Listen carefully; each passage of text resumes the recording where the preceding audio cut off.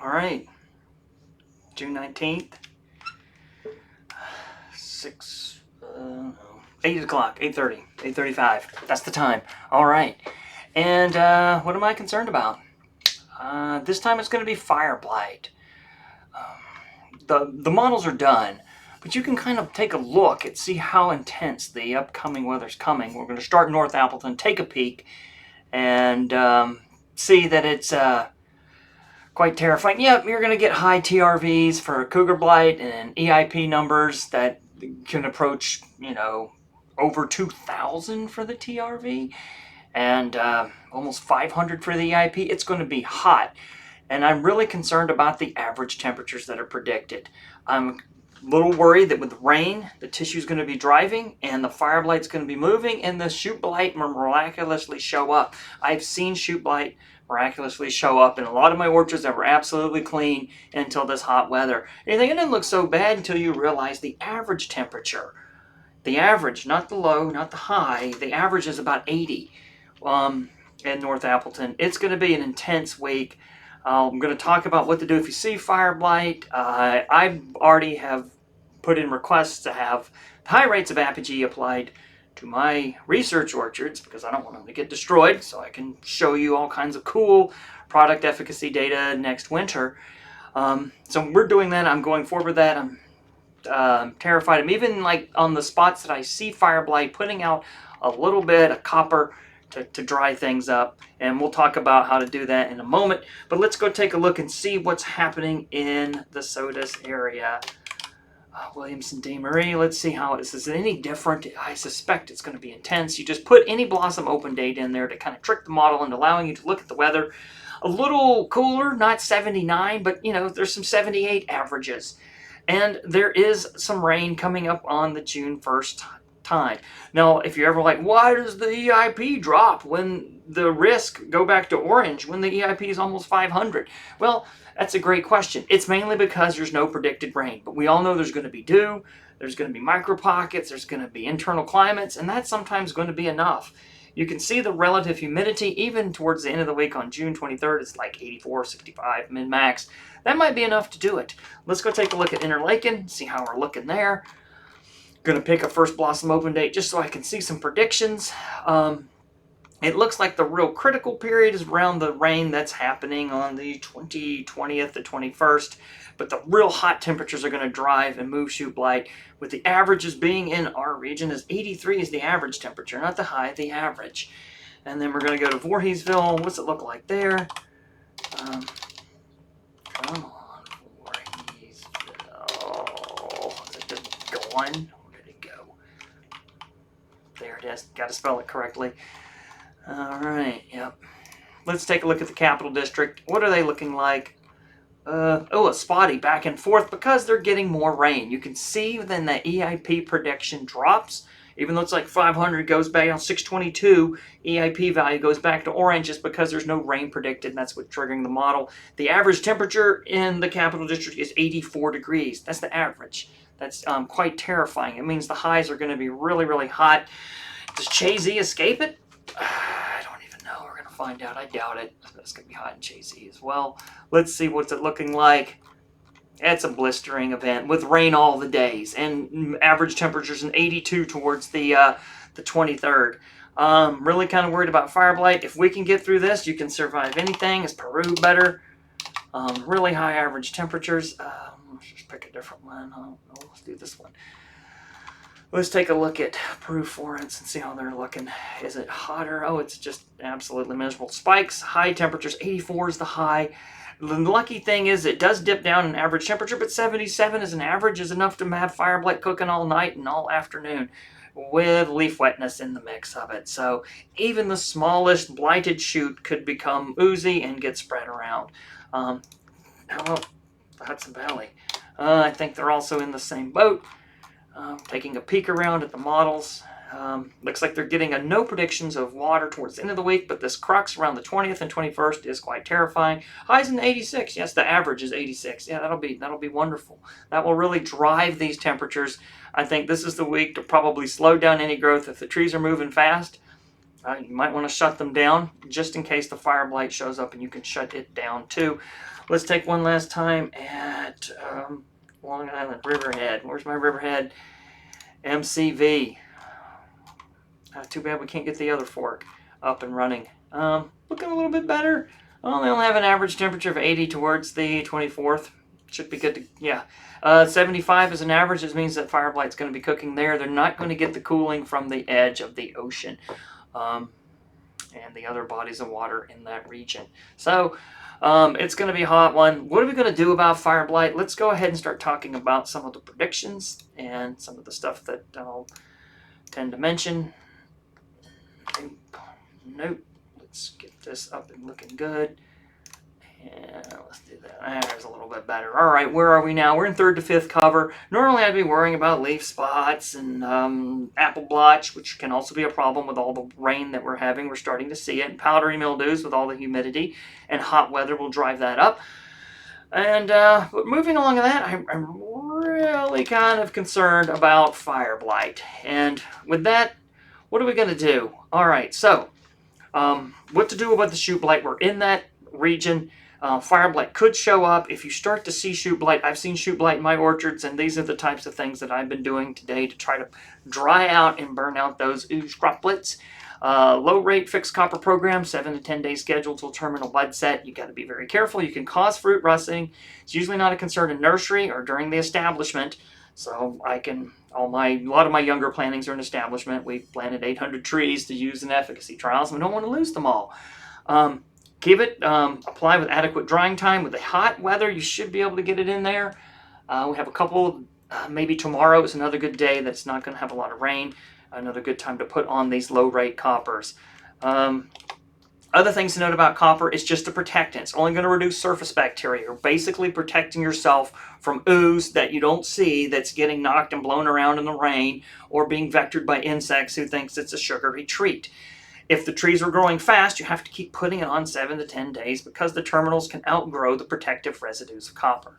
The ones I like to use at this time, and some of the ones with the best post-bloom labels, are typically the liquid coppers. I like the liquid coppers. They have generally low MCE, cover very well. They're kind of like making a very dilute spray of copper. They mix well, and I tend to try to avoid using the adjuvants in this case to reduce any potential injury to the fruit. In this case, you don't want to lose the tree to fire blight, and you don't want to run the entire crop to copper. So it's going to be really tricky with the hot weather. What else to do? If you can, we can't remove these strikes of any fire blight you might see on a cool, dry day because there are no cool, dry days. You can try to pick a cool, dry period of time after one of the rains, but you want the canopy to be dry.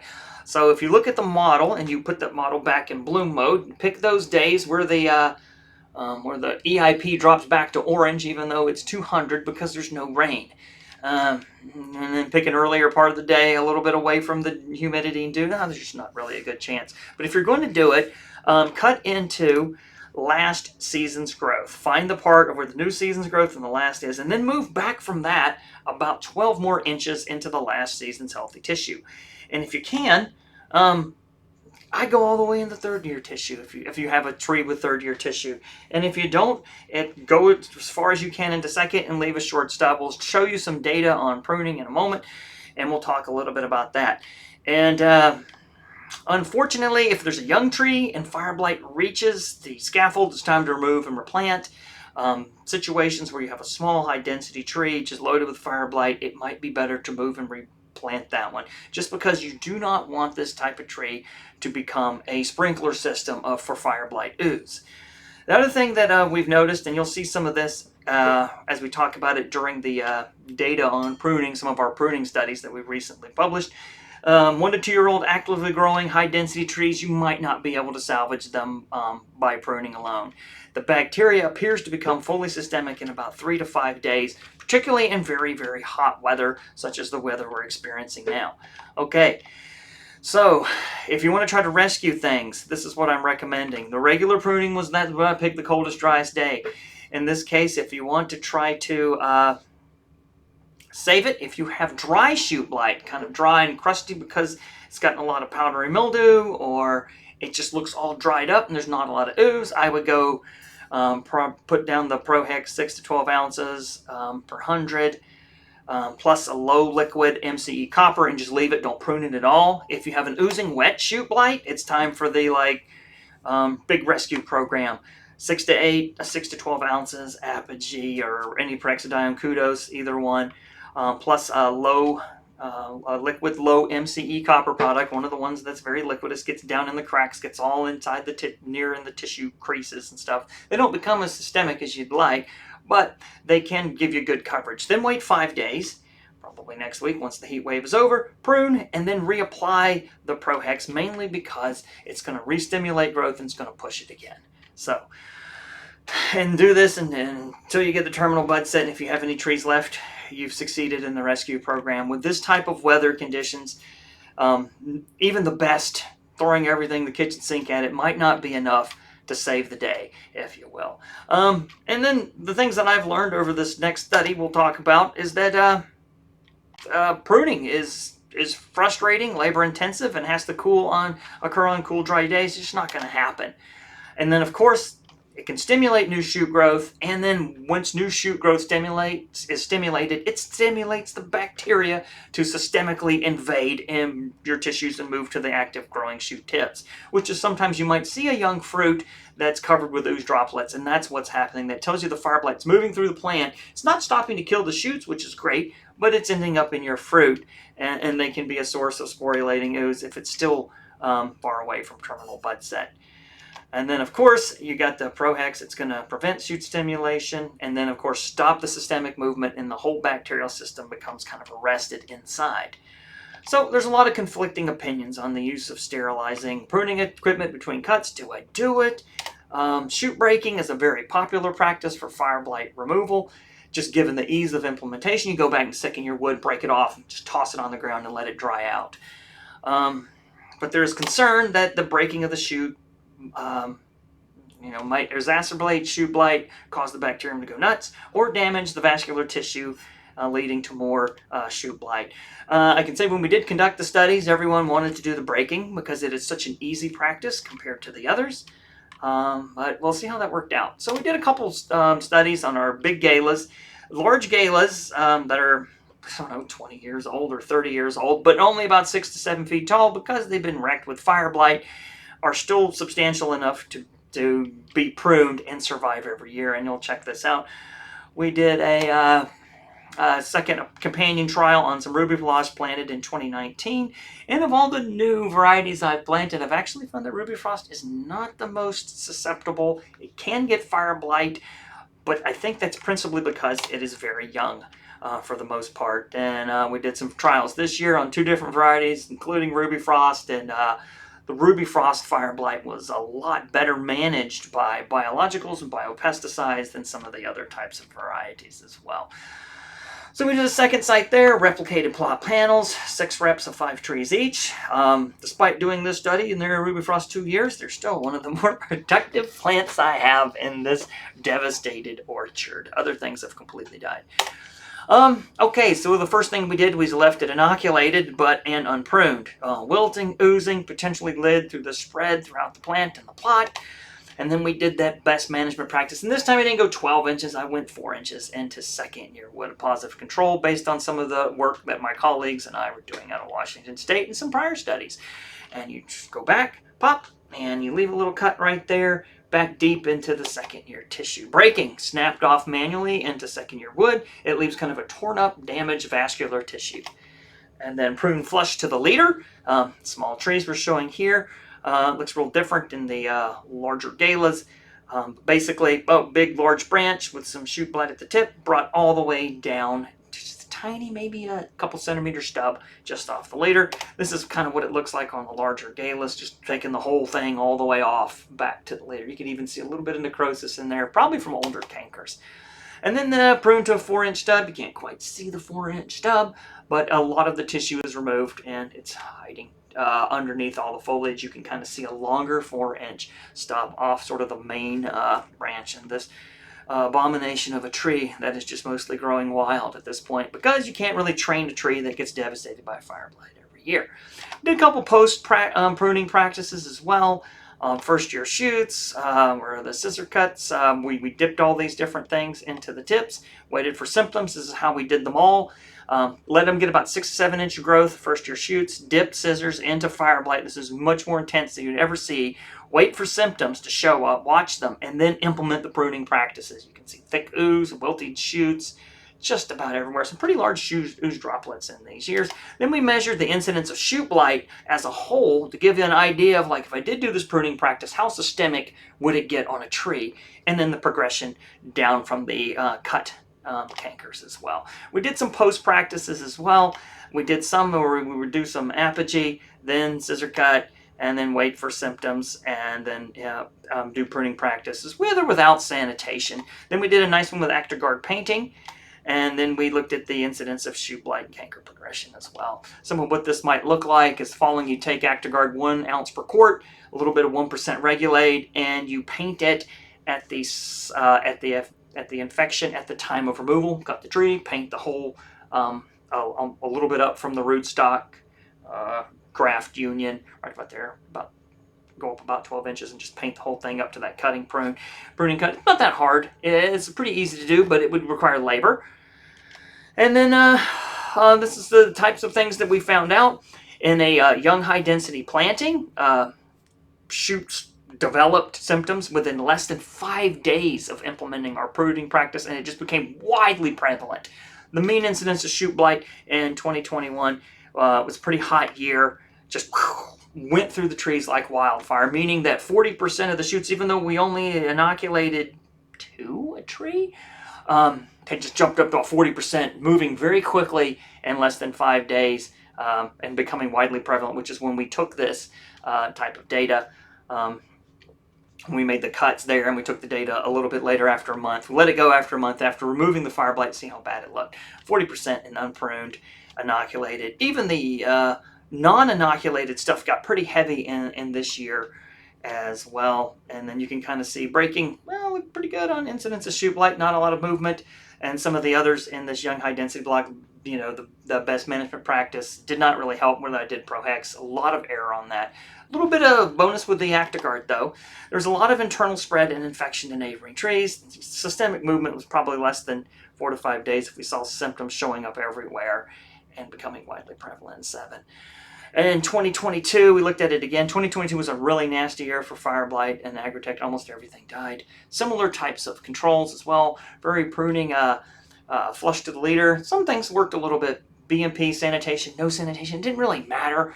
We could get a lot of incidents of shoot blight by leaving things unpruned and inoculated. Even the background level of inoculation was very high in 2022.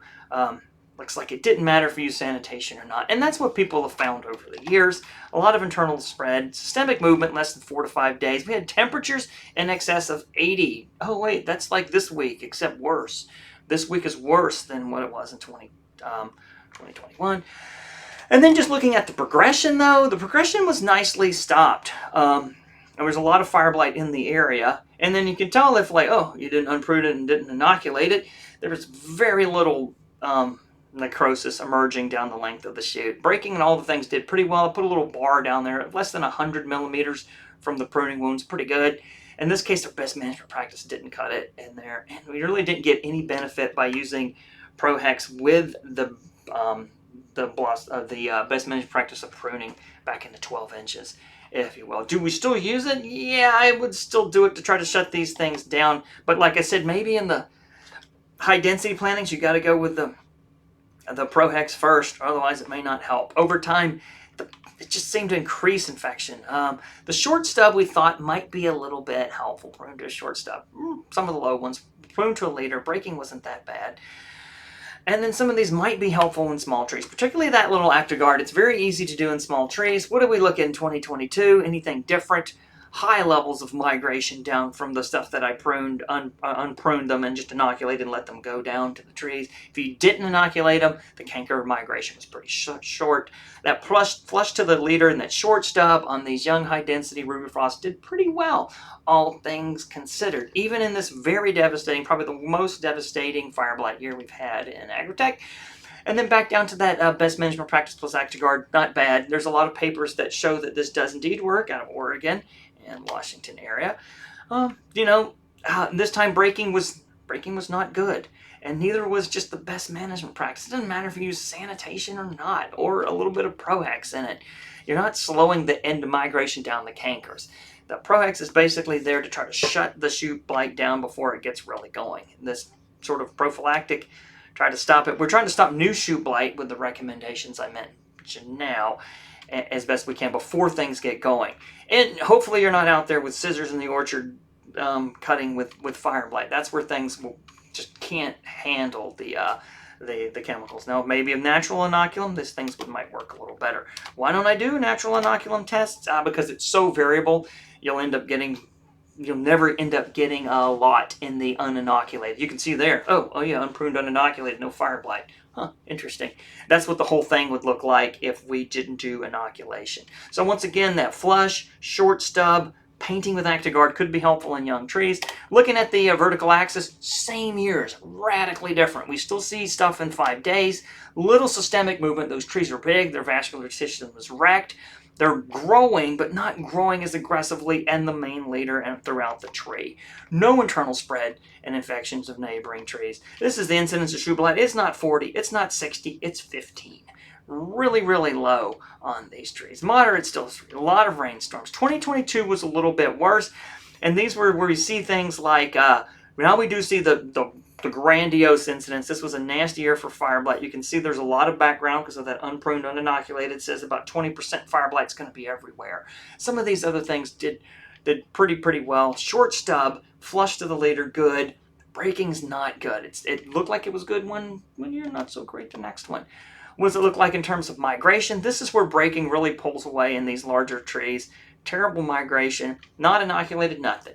All these other things that were inoculated, use type of stuff, works really well. Many of these practices will work on older, larger trees. We did a study, 2018, 2019 with Washington, and it was just like breaking is not good to do. Best management practice, okay. Large trees only, short stub, or flush to the leader. What do we got in this one? 2020, really bad again. You can see breaking pulling away is causing a lot of trouble. That short stub and flush to the leader is just shutting the stuff down. Even migration on a really intense year, making it somehow even better than the unpruned, uninoculated. So in essence, just the act of doing this was getting rid of the inoculum that was already naturally showing up in the field in those really tough years. We don't usually get fire blight, shoot blight showing up in plots we do nothing to, except in very, very hot years like 2025. And these bigger trees, it could be, I think the Actigard painting is only going to be best in your small high density plantings, which may or may not benefit from pruning at all. Maybe just do the paint of the Actigard. Young trees will develop symptoms very quickly in hot weather, such as this season, less than 5 days. Shoot blight widely prevalent on about 7 days throughout the planting. It just went poof, everywhere. There was a lot of internal spread and infection of neighboring trees, which is why we think there's a good bit of background fire blight in there. But that's why we have the non-inoculated, non-pruned control. Lets us see how much natural stuff was influencing the situation. It moves farther in young trees, reduced in old trees. They have older vascular tissue. They just don't move as quick. And then, of course, tree age, which those large vertical axis trees, very widely separated from each other. High density, packed ruby frost trees, pretty close to one another. But by no means was ruby frost the only devastated planting there. Almost every other planting went down. It survived and produced fruit last couple seasons quite well. I'm very encouraged and will be buying more as soon as I get my hands on some New York 2s, because that's what I can plant. Overall, it can reduce the spread from the pruning wound, but it doesn't always do the whole tree incidence and stops the systemic movement of the fire blight, particularly in hot weather. Breaking is very risky, leads to increased progression in some years in trees. And then we did those studies, 2018, 2019, New York, Washington, other states on mature trees. Breaking just really increases the speed of necrosis. Young trees, the best management practice going back 12 inches, just not effective at all. And that's why I said that at the beginning. With or without sanitation, doesn't matter. If you want to take a shot at it, go that short stub or flush to that pruning. It's just more effective in getting rid of it all. Actigard and peroxidine with pruning could be helpful in limiting the spread.